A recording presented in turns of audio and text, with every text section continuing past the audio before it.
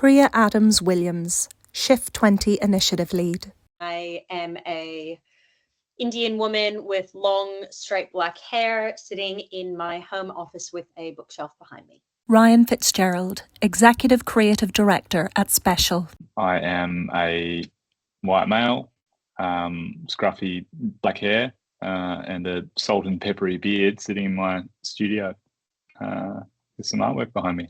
What does authentic disability representation mean to you, and why is it so urgent right now? For me, I think authentic disability representation is representing people with disability as people. Historically, people with disability have often been represented as sources of inspiration or sources of pity, and that's what we really want to push against.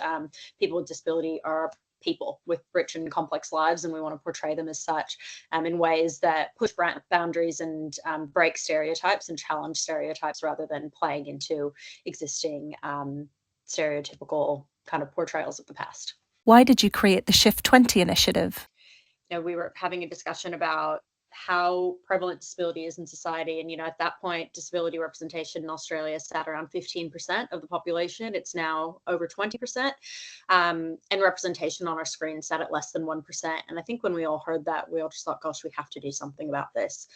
We have to increase that representation. And so we just kind of thought about how to do that. And the first iteration of that was getting a bunch of Australia's biggest brands on board to change some of their existing TVCs. So they swapped out a scene in an existing spot and reshot it, replacing talent with a person with disability to highlight the fact that people with disability weren't represented on our screens as often that they should be. But then also B, when we ran all the spots together, which we did, in the same kind of 2-week media burst, it highlighted what that representation on our screens should be sitting closer to get to closer to actually reflecting our society. And for a really long time, that was the idea. We spent a really long time developing that, concepting that, which Ryan will speak to in more detail. But I think the further we all got into it, the more we realized that this couldn't just be a flash in the pan. It couldn't be a one-off campaign. This had to be the start of a conversation rather than the start and finish. I think, the advertising industry has a tendency to move on from things really quickly. And so we wanted to ensure that this was something that didn't become one of those movements that just people thought about for a minute, discussed, and then moved on from. So we, that's when the Shift 20 initiative was really born. So it was really born from that idea of creating long-term positive change, shifting representation from 1% to 20%.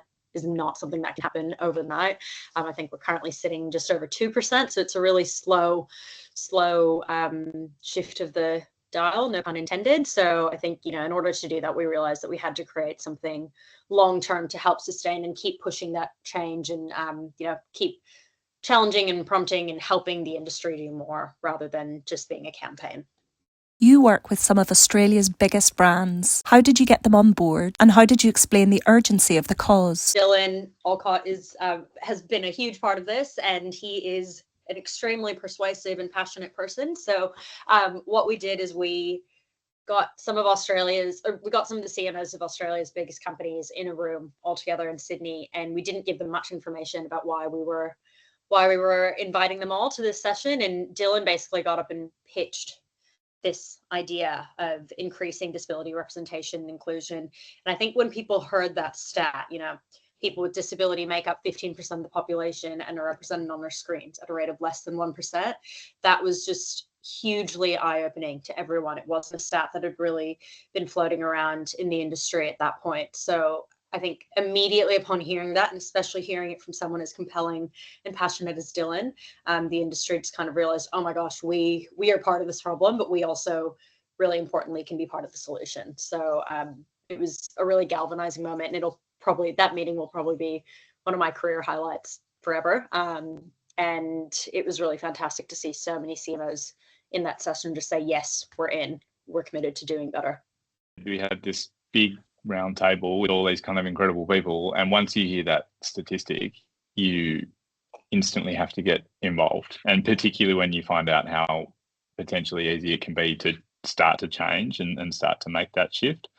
I think we looked around the table and everyone just thought there's no reason not to. And the momentum just built instantly from there.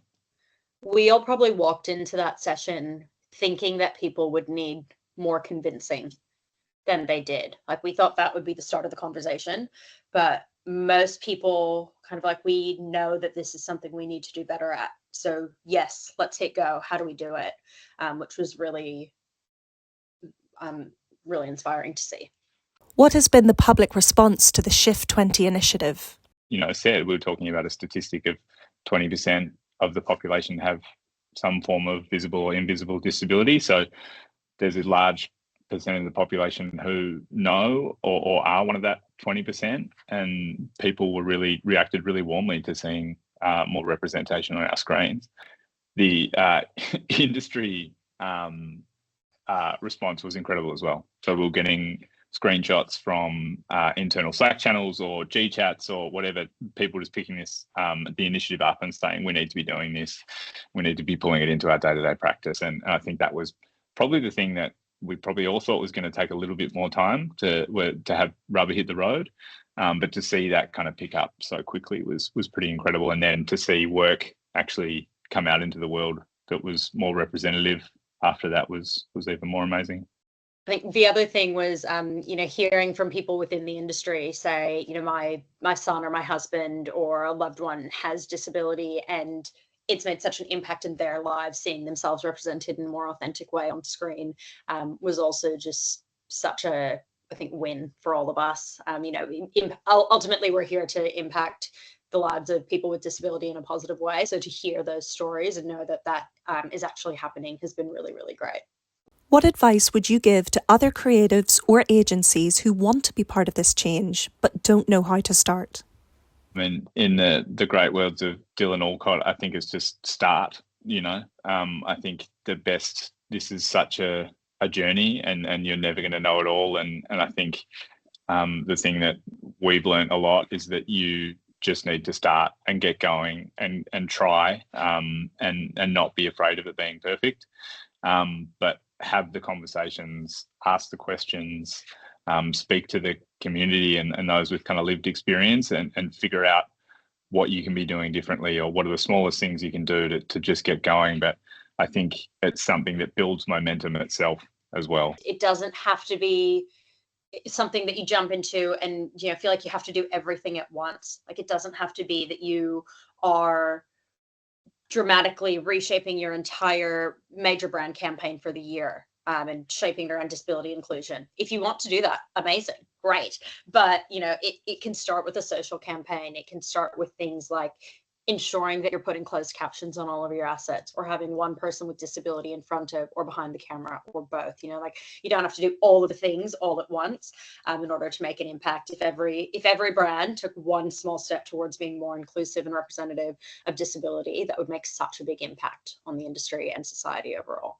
I think that's a really good point. And I think the thing that we see with lots of our clients now is that they all have different ways that they can show up in a really powerful way. So for some people, that's going to be, casting in a big film. Others, it is the closed captions. Others, it's they can shift the way their website operates in some minor kind of way that actually opens it up quite dramatically from an accessibility standpoint. So it is, again, just having those conversations and finding your own authentic way to kind of show up for the community. How did you approach the creative challenge of reimagining iconic ads through the lens of disability representation? It was quite challenging, re-articulating or reimagining quite iconic advertising in Australia. And I think our starting point was with the clients. We kind of worked out what spots they wanted to put out into the world, and then we worked backwards from there. So it was, how do we include people in the most authentic and genuine way, but also a way that has had the most impact, and then also a way that we could kind of seamlessly integrate people.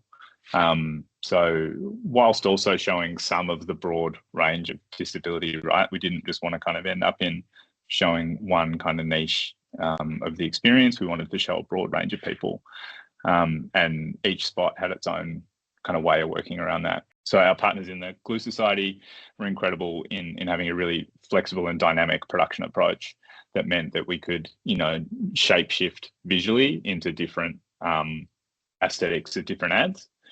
And then from a talent perspective, we looked at, how do we show a diverse range of disability experience? So for Bonds, for example, their ad is topped and tailed by a spokesperson. And it was a really amazing opportunity to put Nathan, who speaks Auslan, in there, and it made it a really kind of powerful moment. He was landing comedic beats for the brand, but also kind of really holding the creative construct in his hands. Then you look at something like the iconic Amy woman, where we had Lara, who is blind. And for those who don't know, Amy is an insurance brand in Australia, and they round out every ad with a lady who is called the Amy woman, and it's a representation of their call center. And this Amy woman's been running for 25 years plus. And so Lara and her guide dog could fill that role. And for that one, it was a great way to have a conversation about that someone who is blind can fill that role, both from a talent perspective, but also from a sort of vocation perspective as well. It was such a maze when we actually got confirmation of all the brands who were going to be on board and figuring out the spots and how to reshoot it and what scene was best to reshoot. But the other thing that was always rolling around the back of our minds is that piece around challenging perception. So, with the Uber spot, we wanted to ensure that it was the group shot to show someone with disability hanging out with a group of their friends. With the Amy woman, it was, that iconic taking that iconic representation, and we wanted it to be something where someone could watch the ad and be like, hang on, can someone who's blind work in an Amy call center? Because the answer is yes. So again, putting someone with disability in a form of employment. So, really, again, pushing those stereotypes and pushing against those stereotypes wherever we could, and also in ways that made sense for the brand. So, for McDonald's, the young girl who was cast in that has Down syndrome, and McDonald's in Australia does a lot of fantastic work with the Down syndrome community. So that was really authentic to who they are and how they show up as a brand. So really trying to do that combination of what's authentic to the brand, while also ensuring that we are representing people with disability in really positive ways that are new to the audience in some ways when they really shouldn't be. What would you say to those who see disability inclusion as a barrier to creativity? So the point of view that disability and inclusion can be a kind of restraint on creativity is a kind of interesting myth. But I think as an industry, we pride ourselves on telling interesting and insightful stories. And I think the best kind of creativity comes through an interesting lens, and so if you're only showing a certain percentage of the population's lens, then you're going to be kind of really restricted in the types of creativity that you're putting out there. I think we've found through this process that actually opens up a lot more doors because you're hearing more stories, you're seeing a different part of the world that maybe you haven't kind of explored before. At Shift 20, we always strive to work with the industry to create the positive change that we want to see. So whether that is creating tools like Shift 20 Casting Call, which is a casting platform on TikTok that we created last year because we identified a gap in the number of people with formal representation in Australia who also have disability. That's a really small number of people, but we knew more people wanted to get involved. So we created Casting Call as a way to do that. So creating tools for the industry, creating educational materials and resources. The brands that we work with, we deliver a program of educational sessions for them across 12 months. And then also challenging the industry to think different. Like we always try to do a combination of those three things, I think. So continuing to do that in ways that are exciting, thought-provoking, and just reframe how people approach and think about disability representation, I think is what's on the cards for this year. Always trying to cook up new and exciting ways to get the industry thinking and talking with special. So working on a bit of that as well. But I think the education piece is really important for us, as is, consulting those with lived experience. Yeah, I think we're big believers that this is part awareness, but part utility. And so it's how do we kind of make a spike and make some noise for Shift and for the broader disability community and kind of spreading that message of normalization, but then also giving people the tools to kind of go, okay, we can actively get involved in this too. And yeah, there's some exciting things in the works for the next iteration.